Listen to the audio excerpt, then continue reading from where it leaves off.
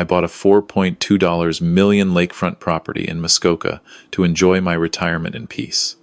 After 32 years of building my architectural firm from nothing, I deserved it. The property had everything I'd dreamed of: floor-to-ceiling windows overlooking Lake Rousseau, a private dock, and enough space to finally breathe after decades of corporate pressure. I was 63, single by choice after my divorce 15 years prior, and ready to live life on my terms. What I didn't expect was my older brother Richard showing up 3 days after I moved in. I hadn't seen Richard in 18 years. Not since he and his wife Patricia convinced our dying mother to change her will, leaving me with nothing while they walked away with her house in Rosedale, her investment portfolio, and the family cottage in Muskoka that had been in our family for 3 generations. When I contested it, Richard hired an expensive lawyer and dragged me through court for 2 years. I lost everything, not just the inheritance, but the legal fees bankrupted my young firm. I had to start over at 45 with nothing but debt and betrayal. The doorbell rang at 7 in the morning. I was still in my robe, coffee in hand, watching the sunrise paint the lake gold. Through the security camera I'd installed the day before, I saw them: Richard, now 71 with silver hair and an expensive suit that couldn't hide the stoop in his shoulders; Patricia, 68, wearing too much jewelry and a fur coat despite it being June; and behind them, a young woman in her early 20s, with tired eyes and clothing that had seen better days. I almost didn't answer. My hand hovered over the intercom button, but something about that young woman's face stopped me. She looked terrified. I opened the door. "Thomas!" Richard's voice boomed with false warmth. He spread his arms as if expecting an embrace. "Brother! My God, look at this place. You've done well for yourself." I didn't move from the doorway. "Richard, Patricia, what are you doing here? Is that any way to greet family?" Patricia pushed past me, her heels clicking on my hardwood floors. She walked through my entrance like she owned it, her eyes scanning, calculating. "Goodness, Thomas, this place is enormous. How many bedrooms?" "That's not your concern." I kept my voice level. "I asked what you're doing here." Richard followed his wife inside, pulling the young woman with him.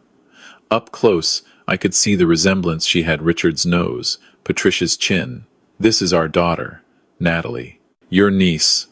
We thought it was time for family to reconnect. I'd heard, through mutual acquaintances, that Richard and Patricia had a daughter, but I'd never met her. She was born after the split, raised in the shadow of their wealth, my mother's wealth, technically. Natalie wouldn't meet my eyes. Her hands trembled slightly at her sides. "We've had a bit of bad luck lately," Richard continued, settling onto my leather sofa without invitation. "Business troubles. The market, you know how it is. We're between residences at the moment." "You're broke," I said it flatly. Patricia's face flushed. "We're experiencing temporary cash flow issues, nothing we can't recover from. But in the meantime, we thought family should help family, shouldn't they? You have all this space. We just need a place to stay, while Richard restructures his portfolio." I looked at Natalie. She was staring at the floor, her jaw clenched so tight I could see the muscle jumping. There was a fading bruise on her wrist, poorly covered with makeup. "How much do you owe?" I asked. Richard waved his hand dismissively. "A few $100,000. Nothing major. But the creditors are being unreasonable about payment schedules. We need time to—" $872,000. Natalie's voice was quiet but clear. She finally looked up at me. "They owe $872,000, plus interest, to 3 different creditors, one of whom is not particularly patient about collecting." Patricia whirled on her. "Natalie, we don't air private matters to—" "He's asking." Natalie's voice gained strength. "Uncle Thomas is asking a direct question. I'm giving him a direct answer." I studied my niece more carefully. Behind the exhaustion and fear, there was steel there. Intelligence. She reminded me of myself at that age. "Where are you living now?" I asked her directly. "We're staying in a motel near the airport," she said. "We lost the house 4 months ago. Before that, they made me drop out of Queen's University to work 3 jobs helping pay down the debt. I was in my 3rd year. Engineering program." Richard stood abruptly.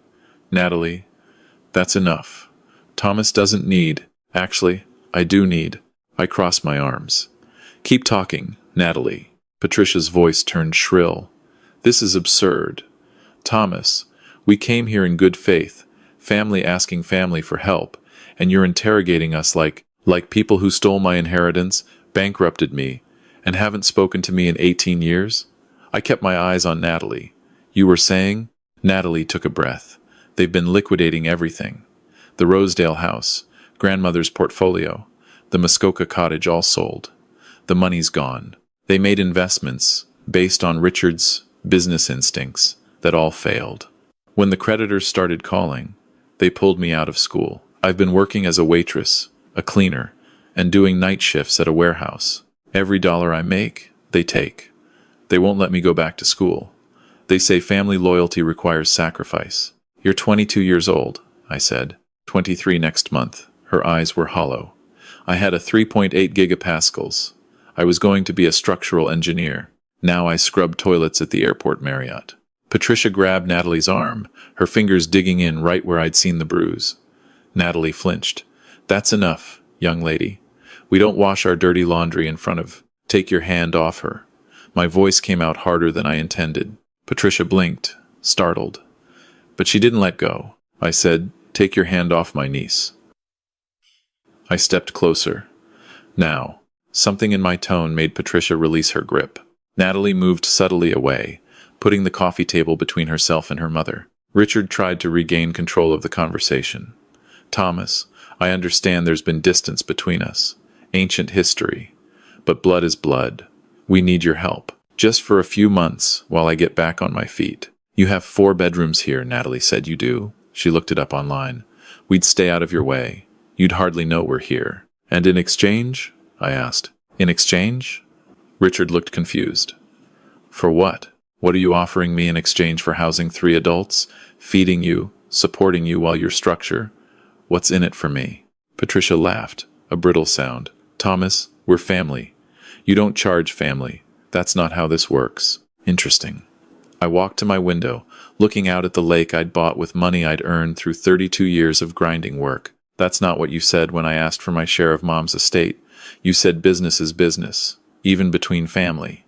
You said I should have been more successful if I wanted security. You said I was weak for not protecting my interests. The room went very quiet. That was different, Richard said finally. How? He couldn't answer. I turned back to face them.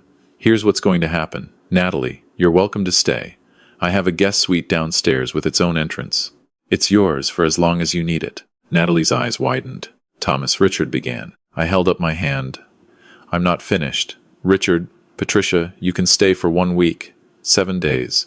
That gives you time to find alternative arrangements. During that week, you'll respect my house rules. You don't touch anything that isn't yours. You don't go into rooms without permission. You cook your own meals. And you'll sit down with me and my lawyer to draft a repayment plan for Natalie's university tuition. Patricia sputtered. Repayment? We're her parents. We don't owe her. You owe her $47,000 in tuition, fees, and lost income based on her interrupted degree. You'll sign a promissory note acknowledging that debt, and you'll release any claim on her future earnings. This is outrageous. Richard's face was turning red. You can't dictate terms to us like you're people asking a favor from someone you wronged. I smiled without warmth. Yes, I can. These are my terms. You can accept them and stay the week, or you can leave now. Your choice. Natalie was staring at me like I'd grown a second head. Tears were building in her eyes. Richard and Patricia exchanged glances. I could see the calculation happening. They had nowhere else to go. The motel was probably draining what little cash they had left. 1 week of free accommodation while they figured out their next move was better than nothing. Fine, Richard said through gritted teeth. 1 week. Excellent. I pulled out my phone. I'll text my lawyer. We'll have the documents drawn up by tomorrow afternoon. Natalie, let me show you your suite. I led Natalie downstairs while Richard and Patricia remained in the living room, whispering furiously to each other. The guest suite was spacious bedroom, bathroom, and a small sitting area with its own kitchenette. I'd designed it for visiting business partners, back when I thought I might entertain. Uncle Thomas. Natalie's voice cracked. Why are you doing this? Because I was you once, I said simply. Different circumstances, same betrayal. I know what it feels like when family treats you like a resource to be exploited. She started crying then, real sobs that shook her shoulders. I stood awkwardly for a moment, then handed her a box of tissues from the bathroom. "Thank you," she managed between breaths. "You don't understand, they've been telling me for months that I'm selfish for wanting to go back to school, that I owe them for raising me. That family means sacrifice, and I'm failing at being a good daughter by complaining about working 3 jobs. That's called financial abuse," I said quietly. "And it's not normal, no matter what they tell you." She looked up at me, mascara streaking her cheeks. "They said they'd figured out a solution. They wouldn't tell me what it was, but Mom kept mentioning someone named Derek Chen. He's 54, owns a chain of restaurants, just got divorced. They've been pushing me to be nice to him when he comes around." Cold fury settled in my chest. "Are you telling me they're trying to marry you off to pay their debts?" "I don't know for sure. But Derek keeps asking when I'm going to come around to the idea of dating an older, established man. He thinks I'm playing hard to get." Mom and Dad laugh like it's all a big joke. She twisted the tissue in her hands. I was going to run away. I had a plan, save enough for a bus ticket to Vancouver, start over where they couldn't find me. But they monitor my bank account. They take every paycheck. "Not anymore," I said firmly. "Tomorrow, you're opening a new account at a different bank, just yours. We'll transfer your future paychecks there, or better yet, you're quitting those jobs. I need an assistant for my consulting work.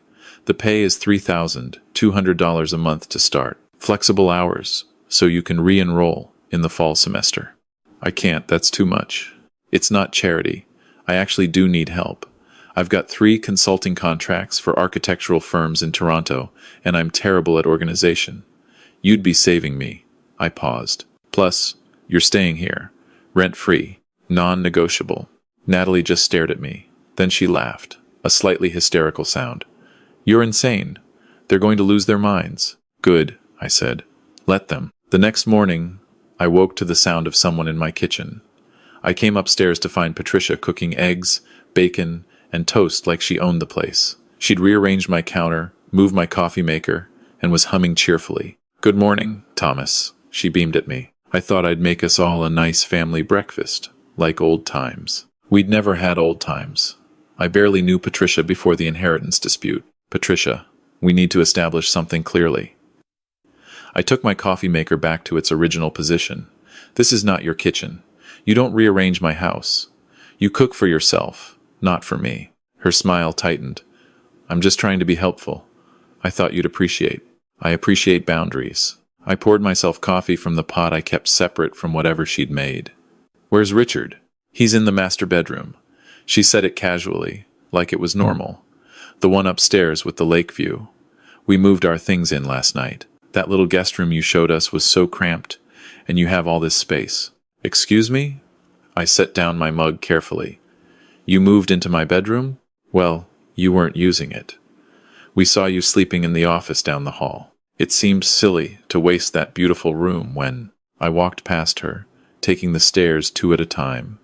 Sure enough, the master suite I'd barely finished furnishing was full of their belongings.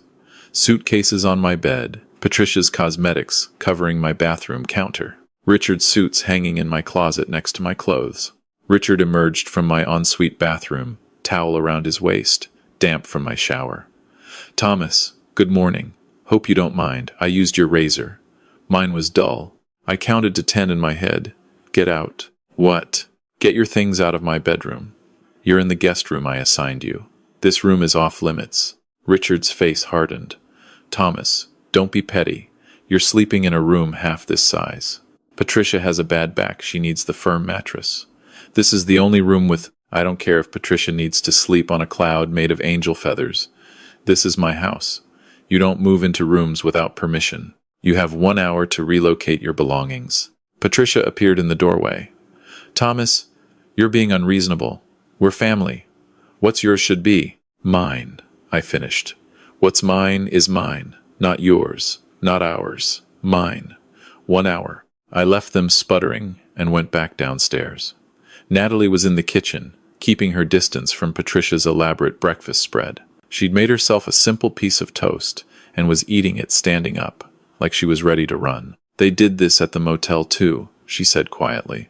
"Took the best bed, used my shampoo without asking, ate my food. Mom said I was being selfish for keeping my things separate from family things. Your things are yours, I said. That's not selfishness. That's basic respect. She smiled faintly. I'm starting to see where you learned to set boundaries. 18 years of therapy, I said honestly. Best investment I ever made, besides this house. That afternoon, my lawyer arrived. James Kowalski was 68, semi-retired, and had been handling my contracts since I rebuilt my firm. He was also the meanest negotiator I'd ever met, which was exactly why I called him. Richard and Patricia sat across from us at my dining table, their expressions cycling between indignation and forced politeness. Natalie sat beside me, her face carefully neutral. James laid out the documents. This is a promissory note acknowledging a debt of $47,000 to Natalie Crawford, representing tuition, fees, and lost income from her interrupted university education. Repayment terms are flexible, $500 monthly minimum, or 10% of any windfall income above $10,000. Interest is set at 3% annually. This is absurd, Richard said. We don't owe our daughter money for. You pulled her out of school to work 3 jobs and took her paychecks, James said mildly. In Ontario, that's called financial exploitation of a dependent. It's actually criminal if she was under 21 when it started, which she was. This promissory note is the civil remedy. The alternative is Natalie files a police report. Patricia went pale. You wouldn't. Natalie's voice was steady. I would, if that's what it takes. I felt a surge of pride. 3 days ago, she couldn't look her parents in the eye.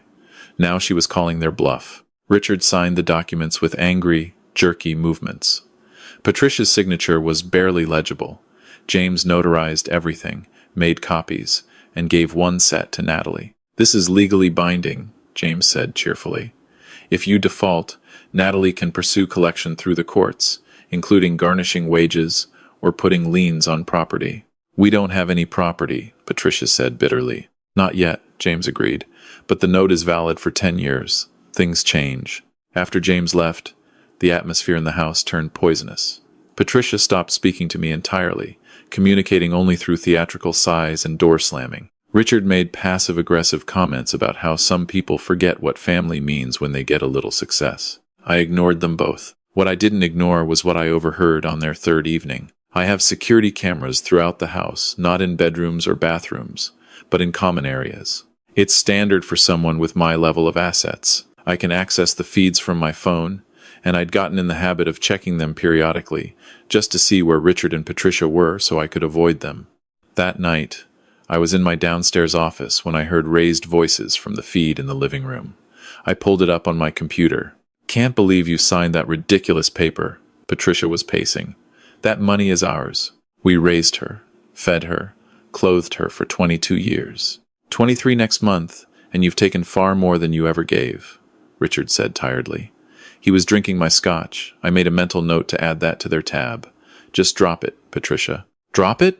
We're living in a nightmare. 1 week, Richard. He gave us 1 week. Where are we supposed to go after that? We'll figure something out. With what money? Patricia's voice climbed higher. Derek Chen was our only option. If we could just get Natalie to. Forget Derek. Richard poured another drink. That ship has sailed. Thomas poisoned that well. Then we make Thomas the solution. Patricia stopped pacing, her face calculating. He's loaded, Richard. This house alone is worth millions. And he's single, no kids, no heirs. Just a bleeding heart for our daughter. My blood ran cold. What are you suggesting? Richard asked slowly. I'm suggesting we remind him what family means. He owes us, he owes our mother's memory. If he'd just help with the debt, we could negotiate with the creditors. Maybe he could co-sign a loan or a direct payment. It's not like he needs all this money. Patricia, he's not going to just hand over. Then we make him. Her voice dropped, turning calculating. We have options. Power of attorney, for instance. He's 63. Living alone accidents happen at that age. Cognitive decline, a fall down the stairs. With the right documentation, we could argue he's not capable of managing his affairs. Richard set down his glass. Are you suggesting? I'm suggesting we do what we have to do. We didn't claw our way up from nothing just to lose everything now. If Thomas won't help family voluntarily, we find another way. And Natalie? Natalie will do what she's told, or she'll learn that defying family has consequences. Patricia's smile was cruel. She's still on our insurance, our phone plan. She thinks she's independent because Thomas is playing knight in shining armor, but she's not. One phone call to Derek, a reminder that she still needs us, and she'll fall in line. Richard looked uncomfortable but didn't disagree. How long do we have? 4 more days in this house. We need to move fast. The feed showed them sitting in silence, drinking my alcohol and plotting my exploitation. I sat back in my chair, processing what I'd heard. Part of me was shocked, but a larger part wasn't surprised at all. These were the same people who'd manipulated a dying woman to steal an inheritance. Of course they'd consider elder abuse and coercion. I picked up my phone and called James. "I need you to do something for me," I said when he answered. "I need a complete cognitive assessment, the kind that would hold up in court if someone challenged my capacity. Can you arrange that?" "Yes, but why, oh?" James was quiet for a moment. "What did they do?" "Nothing yet, but I want to be prepared when they try." The next morning, I had breakfast with Natalie in the downstairs kitchenette. She'd stopped even trying to interact with her parents. They'd moved into a pattern of sleeping late, eating my food, and spending their days on phone calls with lawyers and creditors. "Uncle Thomas," Natalie said carefully, "can I ask you something personal?" "Of course. Why did you forgive them? Or not forgive them?" "Exactly. But why let them stay at all? After what they did to you?" I considered my answer. "I didn't do it for them. I did it for you. And maybe a little bit for me, too, to prove I'm not the vindictive person they tried to make me believe I was during the lawsuit." "Are you sure about that?" She smiled slightly. "Because from where I'm sitting, there's a little bit of revenge happening. You're making them follow your rules, acknowledge their debt to me, and live under the roof of the man they tried to destroy. That's got to sting their pride." I couldn't help but smile back. "Maybe a little." "Good," she said firmly. "They deserve to sting." On their 5th day, Richard approached me with a folder. "Thomas, I need you to look at something." I was working in my office, reviewing blueprints for a client. "What is it?" "Some financial documents. Investment opportunities. I've been consulting with a wealth management firm, and they think there's a way to recover our losses if we have initial capital. I was hoping you might consider—" "No." Richard blinked. "You didn't even look at." "I don't need to. The answer is no. I'm not investing in anything with you. I'm not co-signing loans. I'm not giving you money." His jaw clenched. "Thomas, we're talking about potentially significant returns. As family, you'd naturally be entitled to a share of." "Richard, stop." I set down my pen. "I know what you and Patricia were discussing. I have cameras in the common areas. I heard everything." The color drained from his face. "The power of attorney plan, the suggestion that I might have a convenient accident, the threats against Natalie if she doesn't comply with your schemes. I heard it all." "Thomas," that was Patricia was upset. "She didn't mean, get out of my house." "What?" "You have until noon tomorrow to remove yourselves and your belongings. If you're still here after that, I'm calling the police and having you removed for trespassing." "You can't do this." "You agreed to a week." "That was before I heard you plotting elder abuse and coercion." I stood, suddenly very tired. "I gave you a chance, Richard, more than you ever gave me. I offered you shelter, time to get your feet under you, and fair terms for making amends to your daughter. You responded by planning to exploit me. We're done." Richard's face cycled through emotions, shock, anger, calculation. Finally, he settled on desperate pleading. "Thomas, please. We have nowhere to go. The creditors are threatening legal action. If we're on the street, they'll find us." "That's not my problem. You made your choices. You stole from me. You stole from your own daughter. And when someone offered you help, you tried to figure out how to steal more. There are consequences. Patricia will never agree to leave. Then I'll have her removed forcibly. Your choice." He left the office without another word. That night, I heard them arguing upstairs. Patricia's voice carried through the vents, shrill and angry. I caught fragments. "Told you we should have moved faster, and pathetic old fool, probably bluffing." At 6 a.m., I was awakened by breaking glass. I grabbed my phone and checked the cameras. Patricia was in my living room, systematically smashing picture frames and throwing books off shelves. Richard was trying to stop her, but she shoved him away.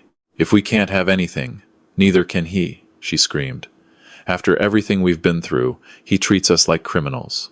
I called 911, then went upstairs. Natalie was already there, standing in the doorway of the destruction, her phone out and recording. "Mom, stop," she said quietly. "You're just making this worse." Patricia whirled on her. "You! This is your fault. Turning him against us. Playing the victim. Acting like we didn't give you everything." "You gave me nothing," Natalie said, her voice steady despite the tears on her cheeks. "You took everything I earned and called it family loyalty. You tried to sell me to a middle-aged man to clear your debts. You stole from Uncle Thomas and grandmother before him. I'm not the problem.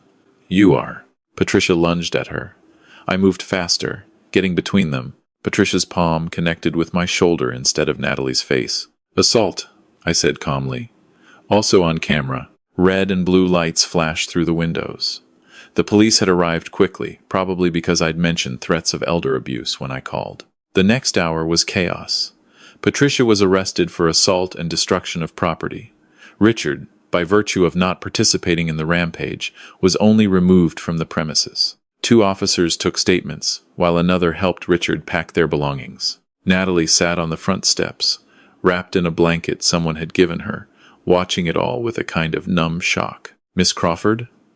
One of the officers, a woman in her 40s, crouched beside her.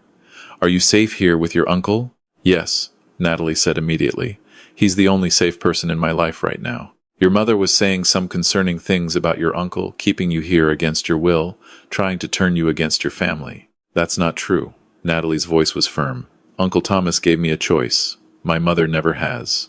She's trying to manipulate you the same way she manipulates everyone." The officer nodded. "Okay. If you need resources, shelter, counseling, legal aid, we have contacts." "Thank you," Natalie said.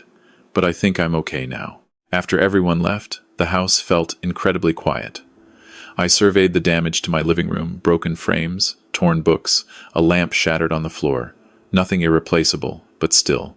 Natalie appeared with a broom and dustpan. "Let me help." "You don't have to." "I want to." She started sweeping up glass.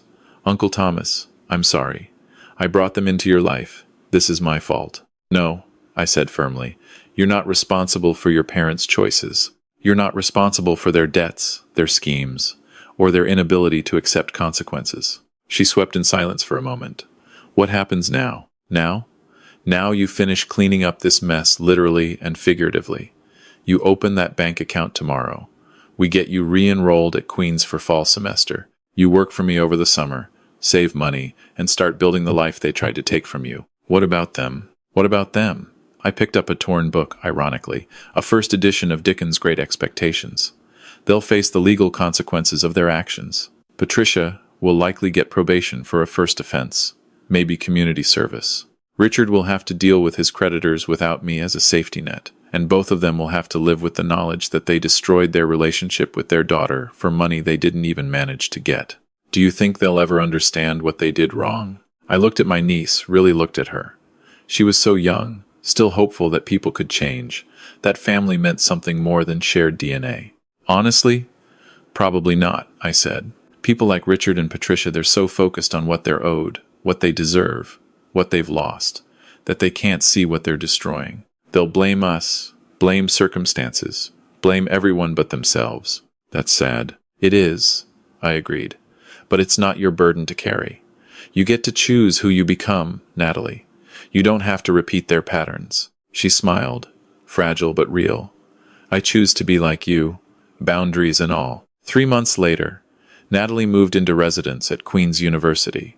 She'd spent the summer working for me, and true to my word, I was terrible at organization. She turned out to be excellent at it, creating systems for my files, managing my consulting calendar, even catching errors in contracts I would have missed. On her last day before heading back to Kingston, we sat on my dock watching the sunset over Lake Rousseau. "I heard from Mom," she said quietly. "Oh?" "She's in a court-mandated anger management program, part of her probation. She sent me a letter saying she hopes I'll forgive her someday and understand they only wanted what was best for me." "How do you feel about that?" Natalie was quiet for a long moment. "I feel like she still doesn't get it.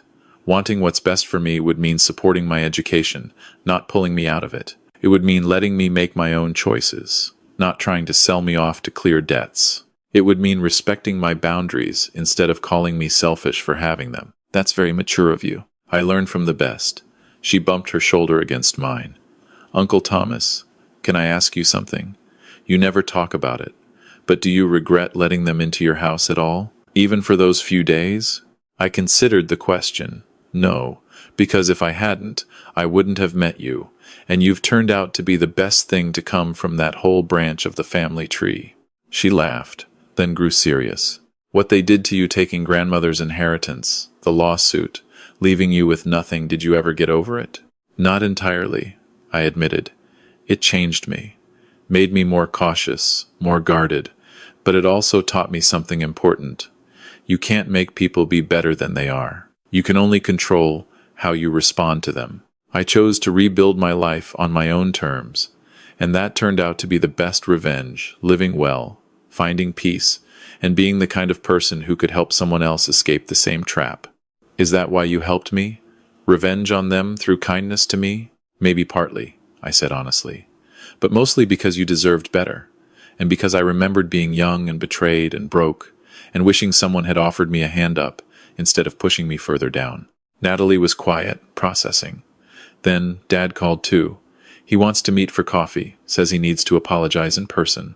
Do you want to see him? I don't know. Part of me does, he's still my father. But part of me is terrified he's just going to try to manipulate me again, ask for money, or try to make me feel guilty for pressing charges against Mom. Here's what I learned, I said. You can love someone and still maintain boundaries. You can wish someone well from a distance. You don't owe anyone unlimited chances to hurt you just because you share DNA. If you decide to meet with him, do it on your terms, public place, limited time, clear boundaries about what you will and won't discuss. And if he violates those boundaries, then you leave. And you don't feel guilty about it. People treat you the way you teach them, you'll accept being treated. She nodded slowly. I think I'll wait, at least until after my first semester. I want to prove to myself that I can make it on my own first, without their help or their sabotage. That's wise. We watched the sun sink below the horizon, painting the sky in shades of orange and gold. A loon called somewhere across the lake, its cry echoing over the water. Uncle Thomas? Natalie said. Thank you, for everything, for seeing me when they only saw a resource, for giving me a chance when I had no options left, for teaching me that family should lift you up, not tear you down. You're welcome, I said. But Natalie, you saved yourself. I just opened a door. You're the one who walked through it. The fall semester started, and Natalie threw herself into her studies with a passion born from almost losing her chance. She called me every Sunday to tell me about her classes, her projects, the friends she was making. She sounded happier than I'd ever heard her. Richard tried to contact her twice. The first time, she agreed to meet him for coffee. He spent the entire hour explaining why the situation wasn't really his fault, how Patricia had been the driving force behind everything, how stressed they'd been. He didn't apologize. He didn't ask about her life. He did ask if she could lend him $5,000. She said no and left. The second time he called, she didn't answer. Patricia sent letters from her court-mandated therapy, full of justifications and self-pity. Natalie read the first few, then stopped opening them. She kept them in a box, she told me, in case she ever wanted to process them with her own therapist. But she wasn't ready yet. Maybe someday, she said, but not today. I understood that completely. As for me, I settled back into my retirement. The living room had been repaired, the broken items replaced.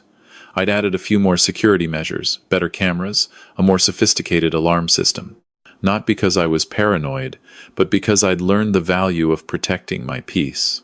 I took on a few more consulting projects, enjoying the work without the pressure of running a full firm. Natalie had organized my business so efficiently that I actually had time for hobbies. I took up watercolor painting, joined a sailing club on the lake, started volunteering with an organization that helped struggling architecture students with mentorship and small grants. One evening, about 6 months after that chaotic week, I got a call from a number I didn't recognize. Mr. Crawford, this is Detective Sarah Morrison with the Toronto Police Financial Crimes Unit. I'm calling about Richard and Patricia Crawford. My stomach dropped. What did they do now? Actually, we're calling because they're under investigation for multiple counts of fraud and financial exploitation. It seems they've been running similar schemes on other family members and acquaintances.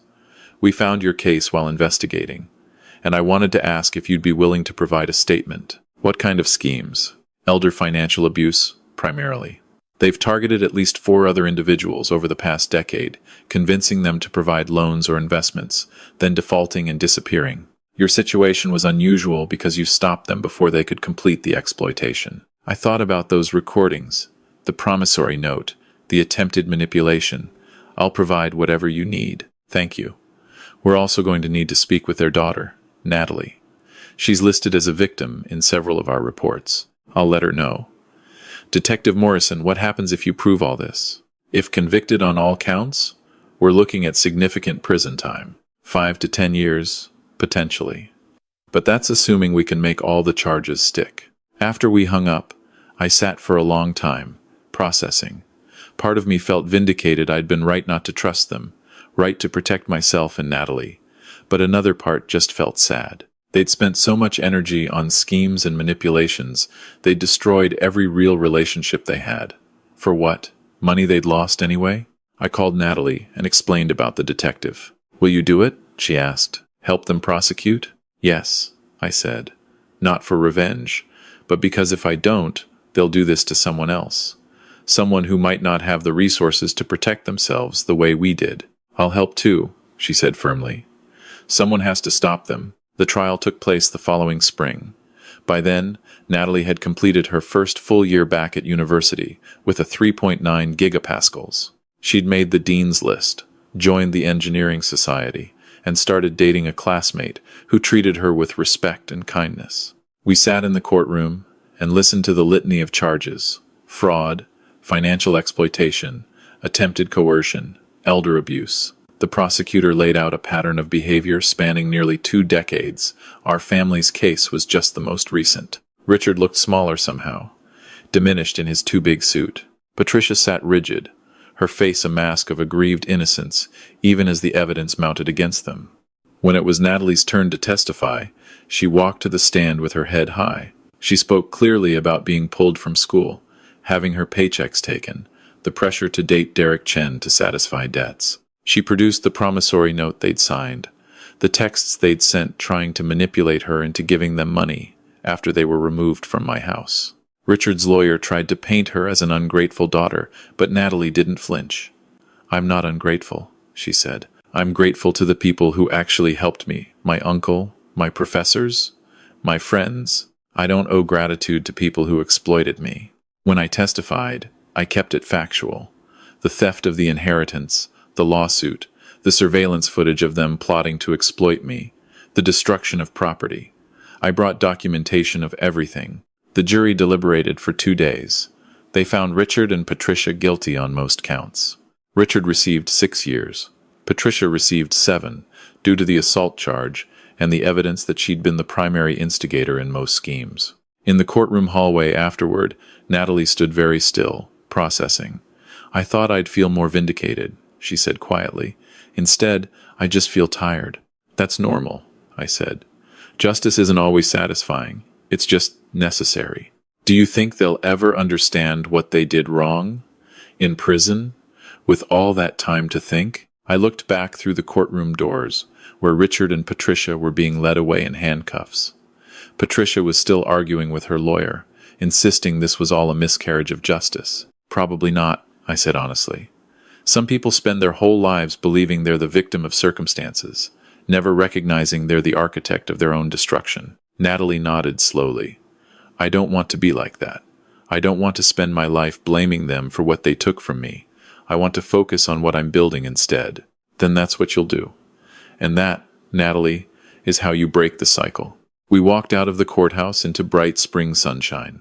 Natalie had her engineering textbooks in her backpack she'd been studying between court sessions. She had a summer internship lined up at a prestigious firm in Toronto, an apartment picked out for her senior year, and a future that was finally her own. Uncle Thomas, she said as we reached my car, can I ask you one more thing?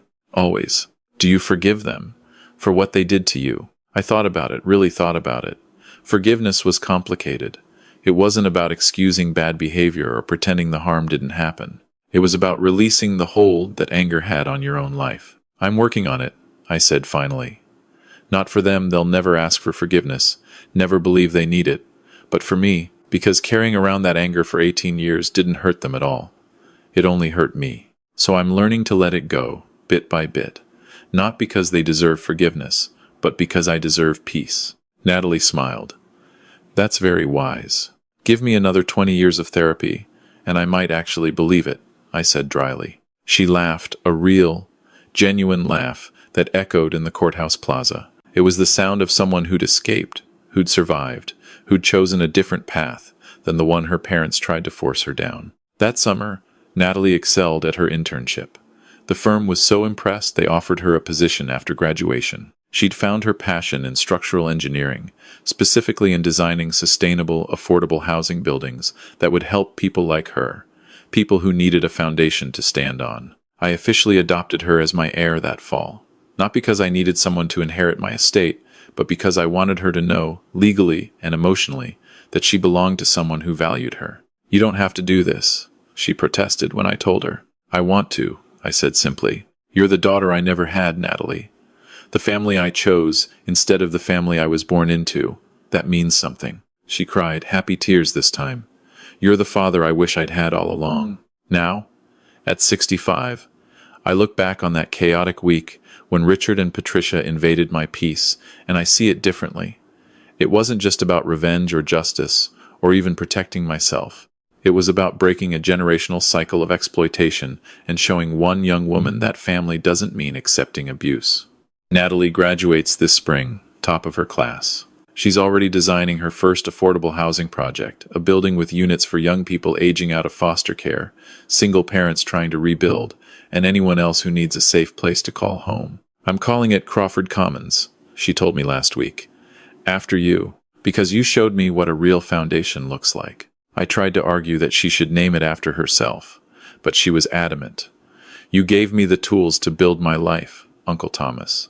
The least I can do is name the building that helps others do the same. If there's a lesson in all this, it's simply this. You can't choose your family of origin, but you can choose what kind of family you build. You can't control how people treat you, but you can control your boundaries, and whether you allow them to cross those lines. You can't make toxic people change, but you can change yourself, and sometimes that's enough to save not just your own life, but someone else's too. Richard and Patricia are in prison, still believing they're victims of unfair circumstances. Natalie is building structures that will house hundreds of people, creating the stability she was denied. And me?